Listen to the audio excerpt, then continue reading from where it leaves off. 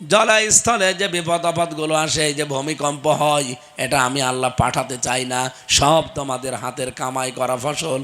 কোন এলাকায় যখন 2টা গোনা বেড়ে যায় তখন ভূমিকম্প হয়, যখন 2টা অপরাধ বেড়ে যায় কোন দেশে তখন ওই দেশে ভূমিকম্প হয়। 1 নম্বরে যখন আল্লাহ পাক দেখেন ওই দেশে ওজনে কম বেশি হয়। 2 নম্বরে মানুষের বিবেক যখন আর কাজ করে না, মানুষের বিবেক যখন কাজ করবে না, আল্লাহ ভুল জিনিস চাপিয়ে দেন। দেখেন এই দেশে এই 2টা গোনা এখন বেশি চলছে।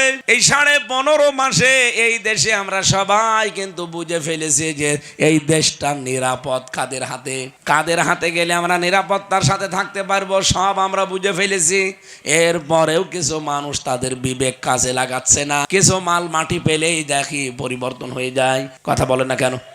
আর আমার মনে হচ্ছে এই কারণে আল্লাহ এই গজবটা একটু দিয়ে ঝাঁকি দিয়ে একটু পরীক্ষা করে নিল। দেখ সামনে কিন্তু বড়টা আসতেছে।